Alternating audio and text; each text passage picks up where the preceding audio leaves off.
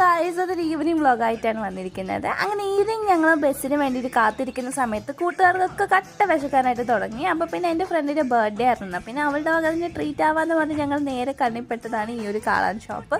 So കാളാൻ കിട്ടുമെന്ന് പ്രതീക്ഷിച്ചിട്ടാണ് ഞാൻ പാലക്കാട്ടുകാരിയായി ഞാൻ പോയത്. അപ്പോൾ ട്രിവാൻഡ്രത്തിലുള്ള എൻ്റെ ഫ്രണ്ട്സിനൊന്നും കാളാൻ പറഞ്ഞാൽ എന്താണെന്ന് പോലും അറിയുന്നുണ്ടായിരുന്നില്ല. സോ അത് കാണിച്ചു കൊടുക്കാമെന്ന് പറഞ്ഞിട്ട് ഒരു ആവേശത്തിൽ കൊണ്ടുപോയതാണ്. പക്ഷേ മൂഞ്ചി ഗൈസ്, അവിടെ ഉണ്ടായിരുന്നില്ല. എന്താ ഞാൻ ചെയ്യുക? പിന്നെ നമ്മൾ ആകെ 2 ഐറ്റംസേ വാങ്ങിച്ചുള്ളൂ. അതിനുള്ള പൈസ ഉണ്ടായിരുന്നുള്ളൂ. തുച്ഛമായ പൈസയ്ക്ക് നമ്മൾ അഫോർഡബിൾ ആയിട്ടാണ് ഗൈസ് നമ്മൾ വാങ്ങിച്ചത്. അപ്പോൾ നമ്മൾ ആദ്യം വാങ്ങിച്ചത് ബേൽപുരിയും പാനിപുരിയും ആയിരുന്നു. ഈ 2 ഐറ്റംസാണ് നമ്മൾ ഓർഡർ ചെയ്തിട്ടുണ്ടായിരുന്നത്. അതിൻ്റെ ഇടയ്ക്ക് കളിയും ചിരിയൊക്കെ ആയി ഓരോന്നും പറഞ്ഞിട്ട് കമൻറ്റ് അടിച്ച് ഇങ്ങനെ കൊണ്ടിരിക്കുകയായിരുന്നു.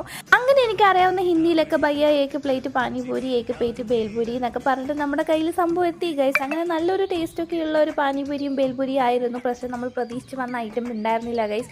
അപ്പോൾ നിങ്ങൾ പാലക്കാട്ടേക്ക് വരും, ഞാനിത് വാങ്ങിച്ചു തരാമെന്ന് പറഞ്ഞിട്ട് എൻ്റെ ഫ്രണ്ട്സിൻ്റെ അടുത്ത് ഇങ്ങനെ പറഞ്ഞുകൊണ്ടിരിക്കുകയായിരുന്നു. അങ്ങനെ ഫ്രണ്ട്സൊക്കെ ആയിട്ട് ഇങ്ങനെ ഒരു പ്ലേറ്റിൽ ഇങ്ങനെ